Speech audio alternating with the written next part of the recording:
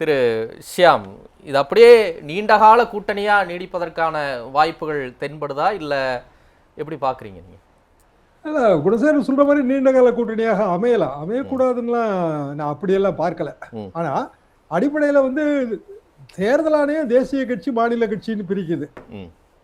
ஐயுஎம் எல்லாம் தேசிய கட்சி அந்தஸ்தை இழந்து எவ்வளவு நாள் ஆயிடுச்சு. அவங்க வந்து 2 ஸ்டேட்ல இருக்கிற கட்சி, அவ்வளவுதான், ஸ்டேட் பார்ட்டி தான். கேரளா தனி ரெகக்னிஷன், தமிழ்நாடு தனி ரெகக்னிஷன். அதே மாதிரி சிபிஐ தேசிய கட்சி அந்தஸ்தெல்லாம் இழந்து எவ்வளவு நாள் ஆயிடுச்சு. அதனால தேசிய தலைமை அதற்காக நாங்க முடிவெடுத்தோம் அப்படிங்கிற அந்த ஒரு வாதம் வந்து பொருத்தமில்லாத வாதம். ஆக்சுவலா சிபிஎம் மட்டும்தாங்க தேசிய கட்சி, அப்புறம் காங்கிரஸ் கட்சி தேசிய கட்சி, பிஜேபி தேசிய கட்சி, மற்ற எல்லாமே மாநில கட்சி தான், தமிழக வெற்றி கழகம் உட்பட. அப்போ தமிழக வெற்றி கழகத்துக்கு இப்ப ரெகக்னிஷன் கிடைச்சிடும், ஏன்னா அவங்களுக்கு நிறைய சீட்டு, ஓட்டு வங்கி எல்லாமே வந்துருச்சு. ஸோ ஸ்டேட் ரெகக்னைஸ்டு பார்ட்டியா அவங்க இருப்பாங்க. அப்போ தமிழக வெற்றி கழகம் ஒரு ஸ்டேட் பார்ட்டினா இந்த மாநில அரசியல்ங்கிறது 5 முனைகள்ல அப்படியே தான் இருக்குது, எப்போதும் போல இருக்கு. 5 முனைகள்ல இருதுருவ அரசியலே இது கிடையாது. 2 துருவம் வேணும். ஒரு தேசிய கண்ணோட்டம், எங்க 67 காலகட்டம் தேசிய கண்ணோட்டம் ஒண்ணு, மாநில கண்ணோட்டம் ஒண்ணு, 2 துருவம் இருந்துச்சு. இங்க எல்லாமே மாநில கண்ணோட்டம் தான் எப்போதுமே. திமுகவா இருந்தாலும் சரிதான், அண்ணா திமுகவாக இருந்தாலும் சரிதான்.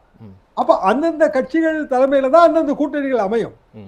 இப்ப நாளைக்கு வந்து தமிழக வெற்றி கழகம் தலைமையில வந்து இவங்க எல்லாரும் இப்ப அமைச்சரவையில் பங்கு பெற்றிருக்கிற எல்லா கட்சிகளும் ஒன்றாக சேர்ந்து அமைந்தாலும் அது மாநில கட்சியோட கூட்டணி தான், காங்கிரஸ் தவிர. அதே மாதிரி திமுக தலைமையில் அமைஞ்சாலும் அது மாநில கட்சிகளோட கூட்டணி தான், சிபிஎம் தவிர.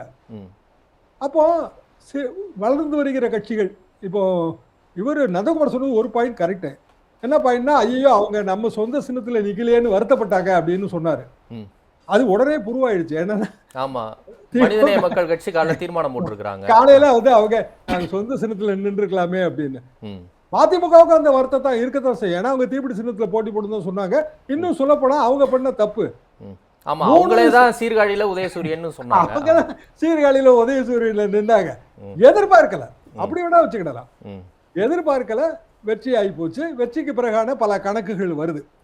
விஜய் வந்து தேர்தலுக்கு முன்பு கூட்டணி அமைத்திருந்தாருன்னா கண்டிப்பா எல்லா கூட்டணி கட்சிகளுக்கும் பங்கு கொடுத்திருப்பாரு. ஏன்னா அது வந்து அவர் ஓப்பனா டிக்ளேர் பண்ண விஷயம் தான். தமிழ்நாட்டுக்கு அது புதுமையா தான் இருந்திருக்கும்.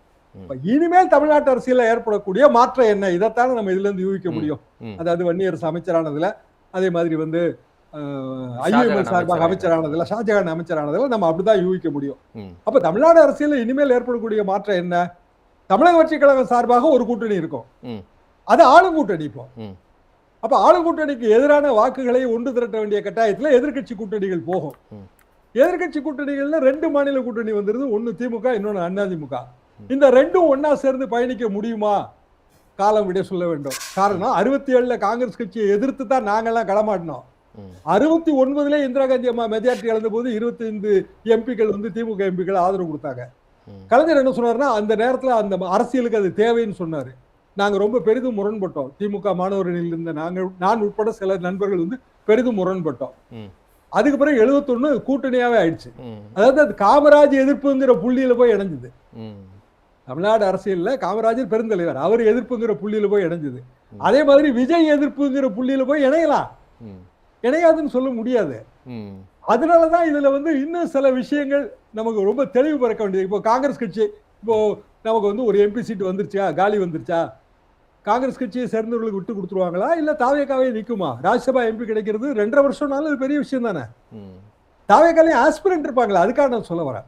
ஒரு கட்சியில பதவி வேணும்னு நினைக்கிறவங்க எல்லாரும் தான் இருப்பாங்க. இப்ப விசிகால ஒரு பிளவு ஏற்பட்டு திமுக போய் சேராம இருப்பாங்கன்னு நினைக்கிறீங்களா? ஐயுஎம்ல பிளவு ஏற்படாதுன்னு நினைக்கிறீங்க? பிறகு எப்படி வந்து சமதுபாயும் லத்தீப் பாயும் பிரிஞ்சாங்க? சமதுபாய் பத்திரிகை பேர் நான் அப்ப மறந்துட்டாங்க, மணிக்கொடி, அதுக்கு பேர் மணிக்கொடி, டெய்லி பேப்பருங்க. எதுக்காக நான் இதை சொல்ல வரேன்னா, இது எல்லாமே கடைசியா வந்து கட்சியோட நலனுக்காகவும் உடனடியாக கிடைக்கக்கூடிய பதவி மூலமாக கட்சியை வளர்த்தல் அப்படிங்கிறதுலையும் தான் போய் முடியும்.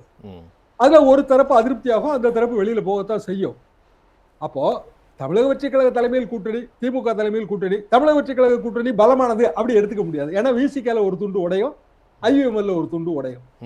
காங்கிரஸ்லயும் உடஞ்சு ஆச்சரியப்படுறீங்களா? ஏற்கனவே உடஞ்சு நம்ம எல்லாருக்கும் நன்கு தெரிஞ்ச ஒருவர் வந்து திமுக போயிட்டாரு.